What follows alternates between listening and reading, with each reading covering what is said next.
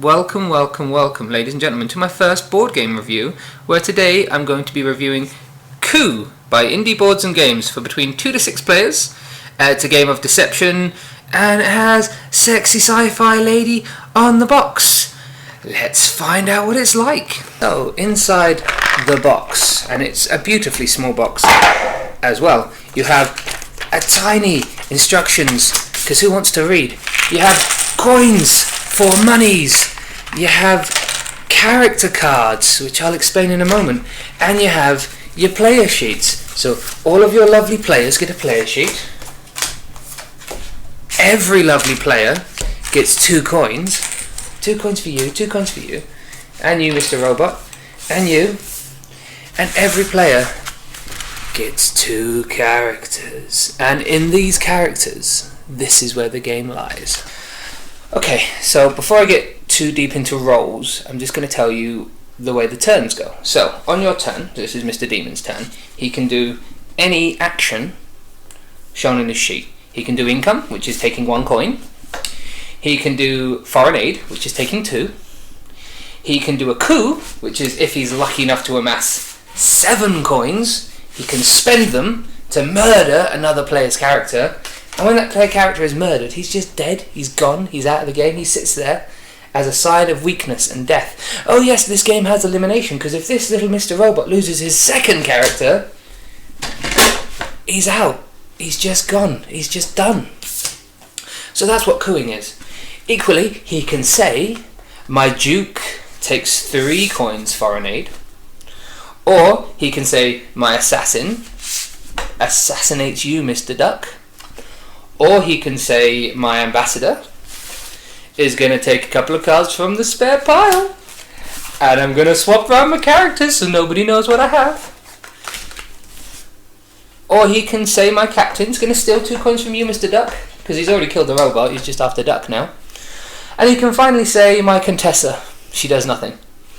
However, alongside action, there is reaction, okay? So certain characters have a reaction. For example, my assassin's going to assassinate you, Mr. Duck. Mr. Duck can say, well, my Contessa blocks your assassination. Or, I'm going to steal 2 coins from you, Mr. Duck. And Mr. Duck can say, well, my ambassador or my captain blocks that.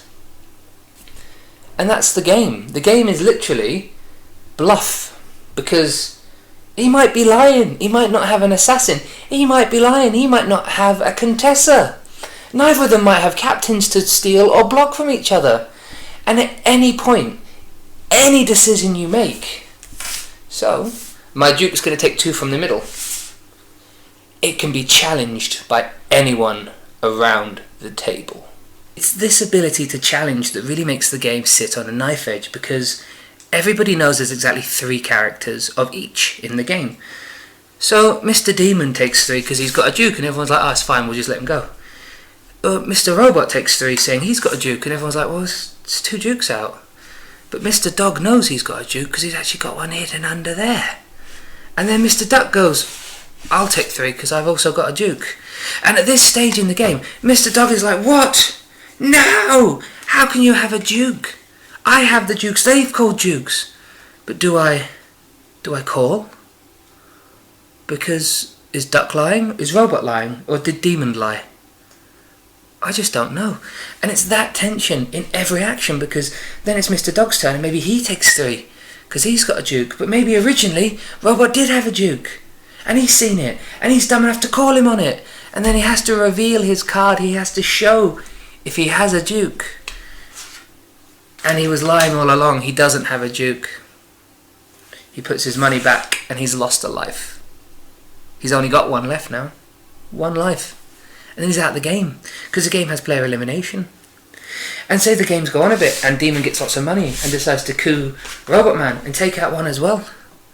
There's 2 Contessas out in the open. Oh my god, there can only be 1 more Contessa. Who's got a Contessa? And it's this game, it's this constant questioning, it's this constant analysing of the group.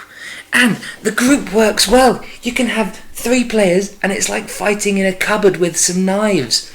Or you can have 6 players and it's like a shootout in the Wild West. No one wants to blink first. No one wants to challenge anyone else.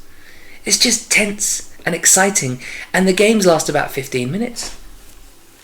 And once the bodies have been counted and the winner declared, and Mr. Duckman is oh so smart and oh so smug, because he won and he bluffed and he never had a captain and he stole everyone's money the entire game because we all thought he had a captain.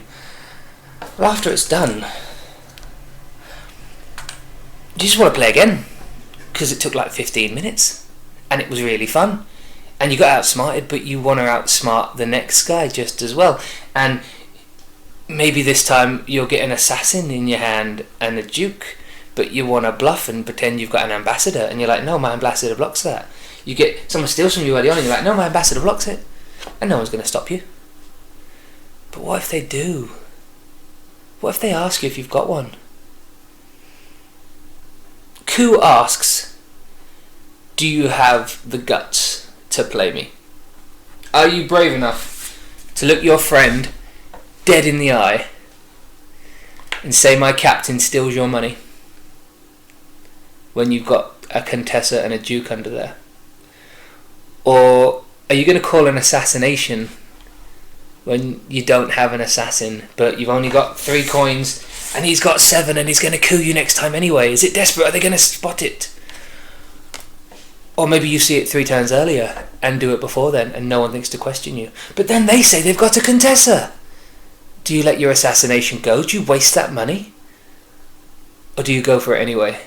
Because it's coup and it'll be over soon. And then you get to try again. Do you over there just, you know, just top you up there? Yeah, you can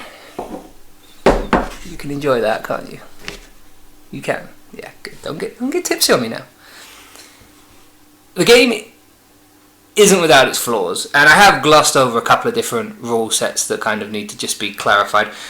When you reveal your card to prove you have something, you put that card back in the deck, you shuffle the deck, and you get a new card back. So there's always random elements. No one quite knows when they call what's going to happen, because it completely changes up the game state, and you had in your mind's eye that that person probably had an assassin and a Contessa, and then they reveal they've got a captain because they stole and someone called them and then they lost a life, and then they reshuffle and now you've got no clue what's going on. So it's not a good game for those who like insincerity or insecurity. If you want to have a ponderous thing that's very clearly all there and all the bits are together, you're going to struggle with Coup. You're going to struggle to adapt to Coup, because it wants you to adapt on the fly all the time. The other element of Coup that probably isn't for the best is some couples, some groups, for a start, won't buy into all the lying and all the cheating, but also I've played this game with a lovely couple, and the husband has never once challenged the wife because he likes her, and that's so sweet. But you're not set out for Coup, and you're cheating. So think about who you play with as well.